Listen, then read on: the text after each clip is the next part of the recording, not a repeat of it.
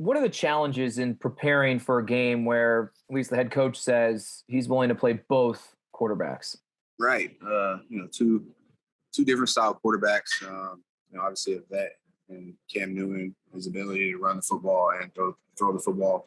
PJ, a little bit more, of a thrower. It is challenging though. Gotta understand who's in the game. And you never know how they're going to try to play the game out. So just kind of got to be ready for everything. But two very talented players that we got to prepare for. And I know game plans are different, opponents are different, but what was it like working together and seeing what your secondary now looks like without Tre'Davious and Dane in the mix, especially against what at least I'll say might be the toughest task of an array of offensive weapons you may see the rest of the way. Right. Saying, it's hard to replace a guy like Tre'Davious. And I actually think it might be, I'm going to have to hit him up. He might be getting a surgery today, right? Yeah. So hard to replace a guy like Tre'Davious. Great friend, great teammate. Dane's came in. He's done everything we've asked him to do. He's competed extremely hard at a high level. Obviously he had an aggressive penalty last week. Nobody's mad at him about, but he trusts him. He's a guy that comes in, he can tackle, he can cover, and he understands the defense. And he's a guy that I look at, and I'm able to give him a call and know that he understands his assignment. Thanks, man. I appreciate it, John. Hey, Jordan, how are you, man? Good. How are you? Good. The outside of the fact that I just realized my son wiped his mouth off on me. It happens always. That's right. Hey, Harrison Phillips, he's gotten a little bit more of an expanded role here and seems to really have taken advantage of it the last couple of games. When you guys go back and watch film, what have you seen up front with him in particular? Yeah, just a high motor dude, man. Just the opportunity that he's taking, like you said, he's taking advantage of his opportunity, being able to go out there and play at an extremely high level, taking on double teams. He has an extremely high motor, and his leadership qualities. Obviously he's a great person off the field, but he brings that leadership quality off the field. He brings it in the locker room, and he's a great teammate for us to have. He's been playing extremely well.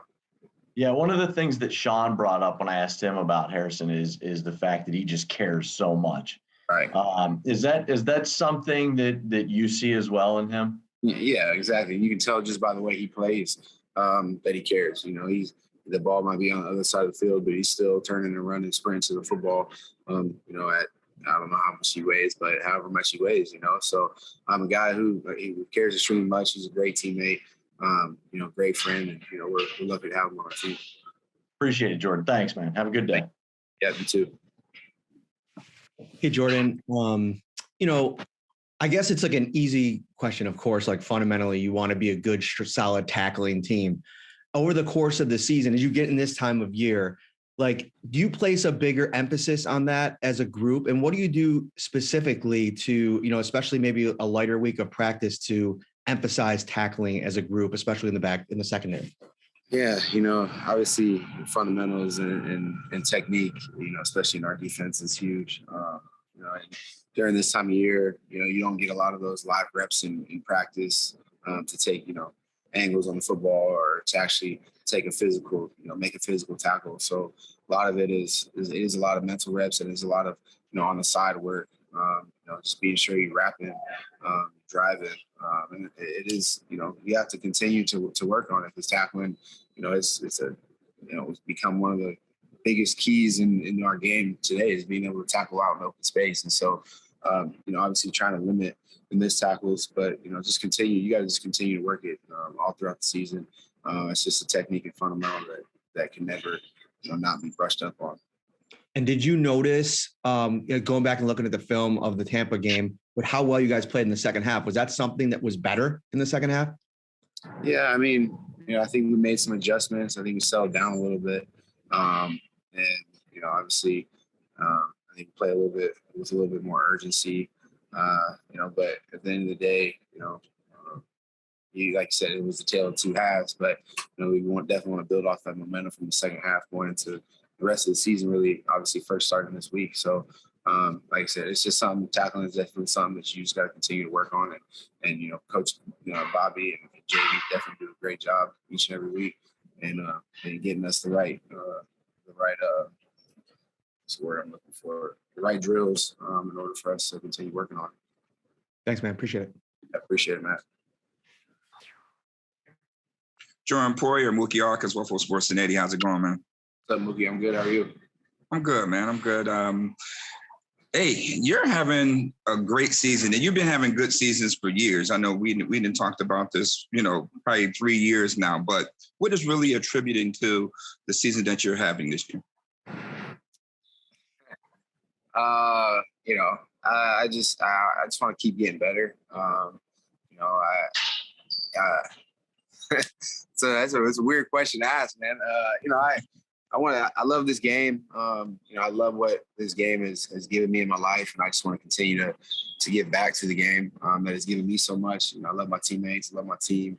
I just want to go out there each and every week and really try to just play my best. I don't necessarily am not one to ever look at the he said, she said type stuff. I understand who I am as a player. I understand who I am as a person, and I think that understanding as who I am as a player and person has definitely helped me, especially at this stage of my career. I'm 30 years old. I'm not getting any younger.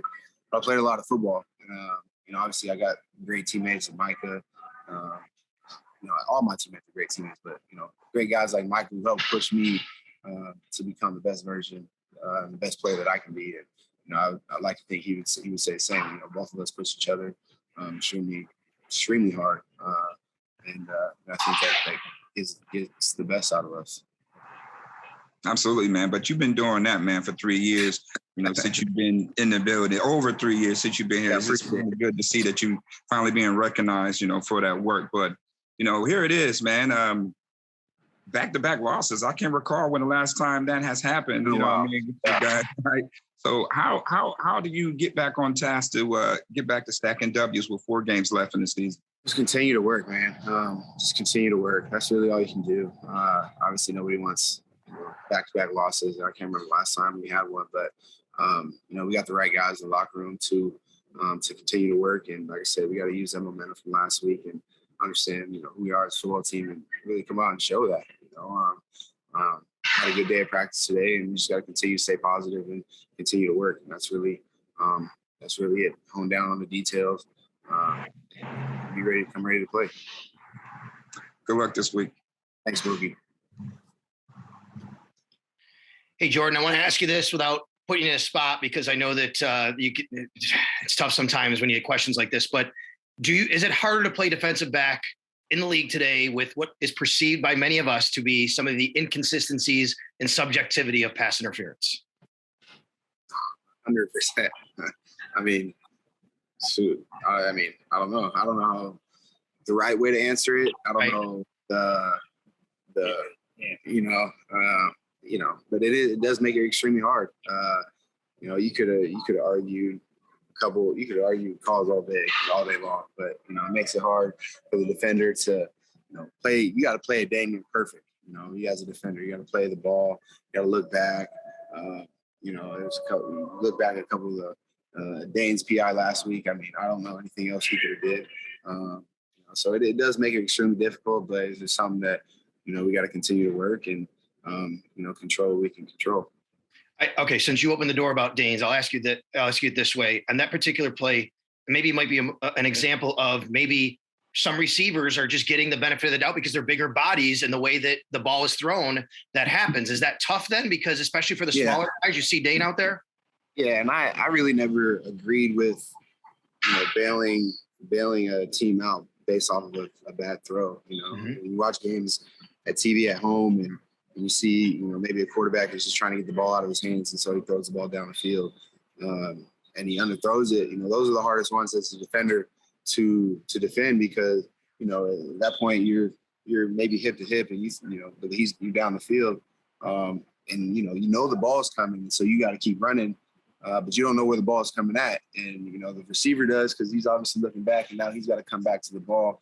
That might be the hardest play as a defensive back to make because now your momentum is running forward, the receiver's trying to get back to the ball, and even if you do turn around, most 9 times out of 10 that receiver is going to turn basically grab you or try to figure out a way to come back to the ball and make it, you know, and there's a lot of calls that have gotten bailed out because of that. And, you know, and not that it matters. I don't necessarily agree with it, but it is what it is. But it does make it a lot harder for defenders to play defense. I really appreciate that insight. If you have any answers to how to fix that, which I agree, we've been debating it. Trust me, we've been in here in our DB, we've been in our DB meetings talking about it. I know. Just make the adjustments we got to make.